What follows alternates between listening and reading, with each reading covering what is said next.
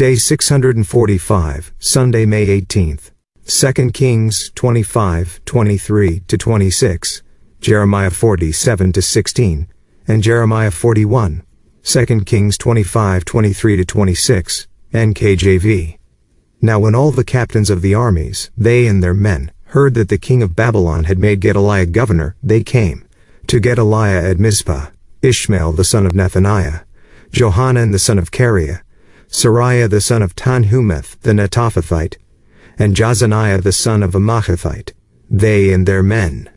And Gedaliah took an oath before them and their men, and said to them, Do not be afraid of the servants of the Chaldeans. Dwell in the land, and serve the king of Babylon, and it shall be well with you. But it happened in the 7th month, that Ishmael the son of Nethaniah, the son of Elishama, of the royal family, came with 10 men, and struck and killed Gedaliah the Jews, as well as the Chaldeans who were with him at Mizpah. And all the people, small and great, and the captains of the armies, arose and went to Egypt, for they were afraid of the Chaldeans. Jeremiah 47-16, NKJV. And when all the captains of the armies who were in the fields, they and their men, heard that the king of Babylon had made Gedaliah the son of Ahikam governor in the land, and had committed to him men, women, children, and the poorest of the land who had not been carried away captive to Babylon, then they came to Gedaliah at Mizpah, Ishmael the son of Nethaniah, Johanan and Jonathan the sons of Kareah, Seraiah the son of Tanhumeth, the sons of Ephi the Netophathite, and Jezaniah the son of a Maachathite, they and their men. And Gedaliah the son of Ahikam, the son of Shaphan, took an oath before them and their men, saying, Do not be afraid to serve the Chaldeans. Dwell in the land and serve the king of Babylon, and it shall be well with you. As for me, I will indeed dwell at Mizpah and serve the Chaldeans who come to us.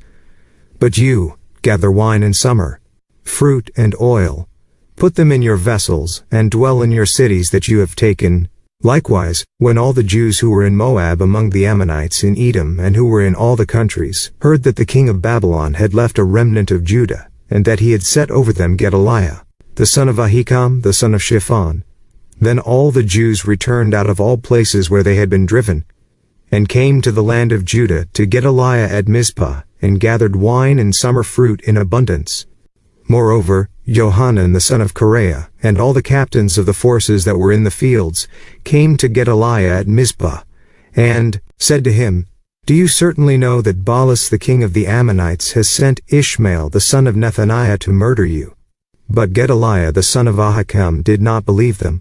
Then Johanan the son of Kareah spoke secretly to Gedaliah in Mizpah, saying, Let me go, please, and I will kill Ishmael the son of Nethaniah, and no one will know it.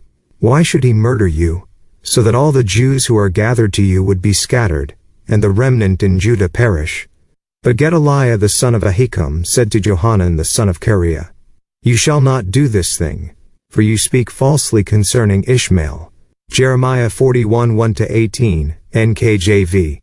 Now it came to pass in the 7th month that Ishmael the son of Nethaniah, the son of Elishama, of the royal family, and of the officers of the king, came with 10 men to Gedaliah the son of Ahikam, at Mizpah. And there they ate bread together in Mizpah. Then Ishmael the son of Nethaniah, and the 10 men who were with him, arose and struck Gedaliah the son of Ahikam, the son of Shaphan, with the sword, and killed him whom the king of Babylon had made governor over the land. Ishmael also struck down all the Jews who were with him, that is, with Gedaliah at Mizpah, and the Chaldeans who were found there, the men of war. And it happened, on the 2nd day after he had killed Gedaliah, when as yet no one knew it, that certain men came from Shechem, from Shiloh, and from Samaria, 80 men with their beards shaved and their clothes torn, having cut themselves, with offerings and incense in their hand, to bring them to the house of the Lord. Now Ishmael the son of Nethaniah went out from Mizpah to meet them, weeping as he went along. And it happened as he met them that he said to them, Come to Gedaliah the son of Ahikam. So it was, when they came into the midst of the city, that Ishmael the son of Nethaniah killed them, and cast them into the midst of a pit, he and the men who were with him. But 10 men were found among them who said to Ishmael, Do not kill us, for we have treasures of wheat, barley, oil, and honey in the field.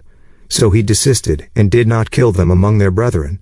Now the pit into which Ishmael had cast all the dead bodies of the men whom he had slain, because of Gedaliah, was the same one Asa the king had made for fear of Baasha king of Israel. Ishmael the son of Nethaniah filled it with the slain. Then Ishmael carried away captive all the rest of the people who were in Mizpah, the king's daughters and all the people who remained in Mizpah, whom Nebuzaradan the captain of the guard had committed to Gedaliah the son of Ahikam. And Ishmael the son of Nethaniah carried them away captive, and departed to go over to the Ammonites. But when Johanan the son of Kareah, and all the captains of the forces that were with him, heard of all the evil that Ishmael the son of Nethaniah had done, they took all the men and went to fight with Ishmael the son of Nethaniah. And they found him by the great pool that is in Gibeon. So it was, when all the people who were with Ishmael saw Johanan the son of Kareah, and all the captains of the forces who were with him, that they were glad. Then all the people whom Ishmael had carried away captive from Mizpah turned around and came back, and went to Johanan the son of Kareah. But Ishmael the son of Nethaniah escaped from Johanan with 8 men and went to the Ammonites.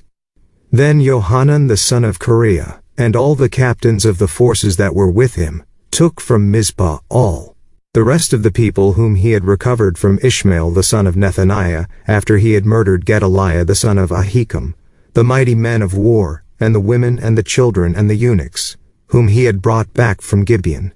And they departed and dwelt in the habitation of Chimham, which is near Bethlehem, as they went on their way to Egypt, because of the Chaldeans, for they were afraid of them, because Ishmael the son of Nethaniah had murdered Gedaliah the son of Ahikam, whom the king of Babylon had made governor in the land.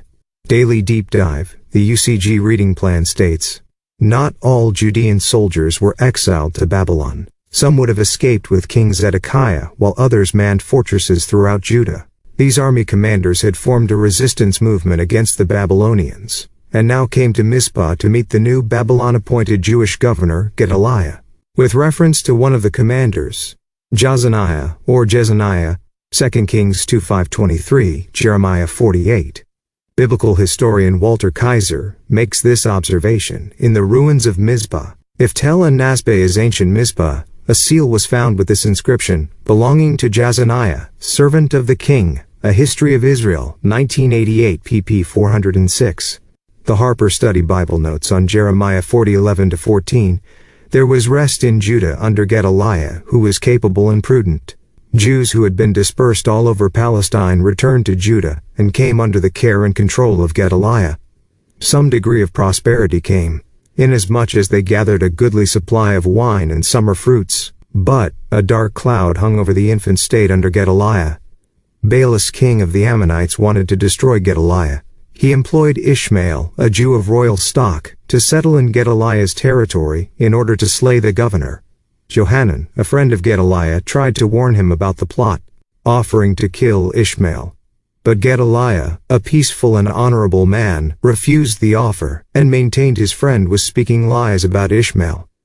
Johanan's warning, however, eventually proved to be well-founded. Author R.K. Harrison offers further explanation. After the Chaldeans had devastated Judah, Gedaliah, who had befriended Jeremiah, Jeremiah 3:9-14, was appointed governor over the poor of the land.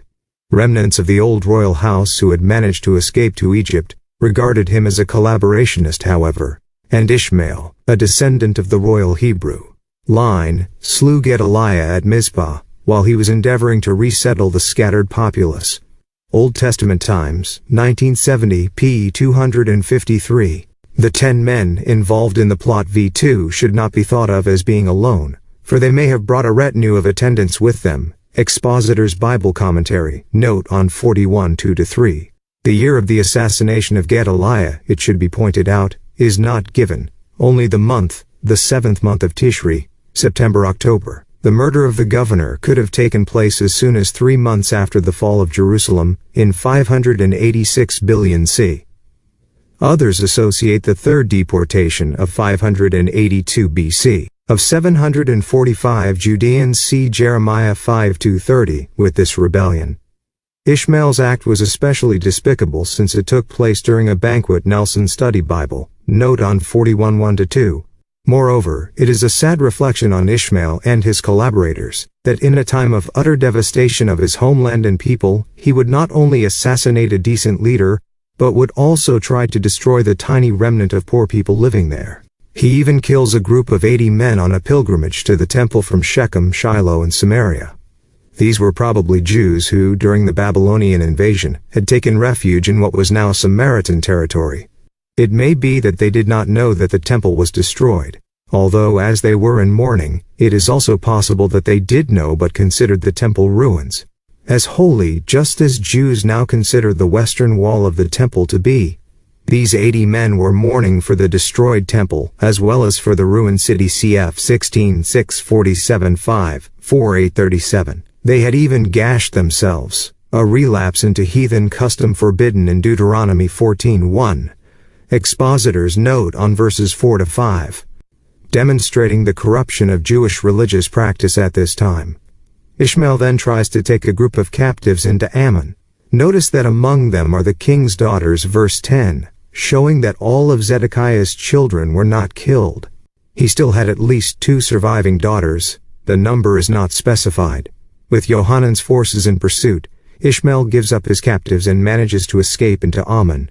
Yohanan and those who are left worry that Babylon will come down hard on everyone, even those who weren't involved. Fearing imminent reprisal from the Babylonians on account of the rebellion, Yohanan gathered the inhabitants of Mizpah, including Jeremiah, together with those he had rescued, and began a trek toward Egypt, seeking a place of safety.